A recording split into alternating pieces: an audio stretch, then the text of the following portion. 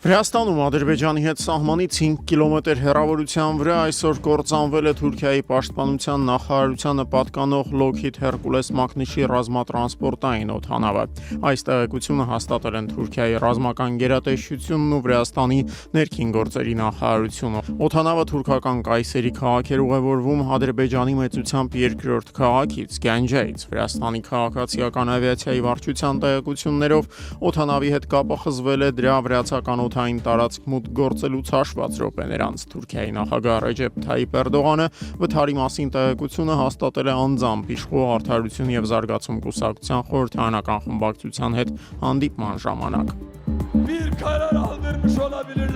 Թուրքական դատախազությունը 2352 տարվա ազատազրկում է պահանջում կոռուպցիոն մեղադրանքներով բանտում գտնվող Ստամբուլի ընդդիմադիր քաղաքապետ Էքրեմ İmamoğluի համար։ Այս մասին հաղորդում է Reuters գործակալությունը, վկայակոչելով Ստամբուլի դատախազության այսօր տարածած հայտարարությունը։ Դրա համաձայն İmamoğluն կասկածվում է տարատեսակ հանցագործությունների առնվազն 140 դրվագների, այդ թվում կաշառք տալու եւ ստանալու, հանցավոր խմբավորմանը մաս կազմելու եւ նույնիսկ Թուրքիայի անտառային օրենսգիրքը խախտելու մեջ։ Դատախազության պնդմամբ İmamoğluի գործով ընդհանուր առմամբ 400 մեղադրյալ է անցնում։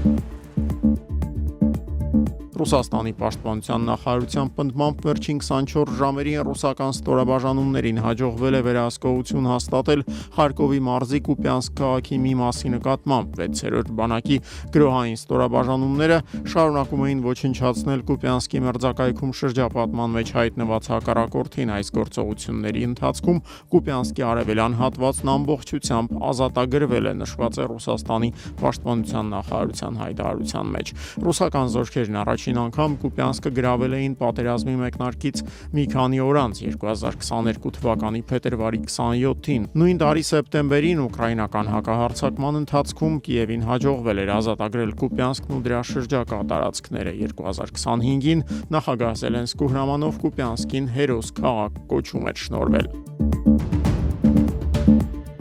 Միացյալ Նահանգների նախագահ Դոնալդ Թրամփը սպառնացել է դատի տալ բրիտանական BBC հեռուստաընկերությանը 2024-ի աշնանը թողարկված վավերագրական ֆիլմում իր խոսքերը խեղաթյուրելու համար։ Այս մասին հաղորդում է Reuters գործակալությունը, որի տրամադրության տակ է հայտնվել Թրամփի փաստաբանների բրիտանական լրատվամիջոցին ուղղված նամակի պատճենը։ Դրանում Թրամփի փաստաբանները պահանջում են մինչև գալիք ուրբաթ բոլոր օնլայն հարթակներից հեռացնել վիճահարույց հաղորդումը։ Հակառակ պարագայում Միացյալ Նահանգների նախագահի փաստաբանները սպառնում են դատի տալ BBC-ին առնվազն $1 միլիարդ փոխհատուցում պահանջելով, հաղորդում է Reuters-ը։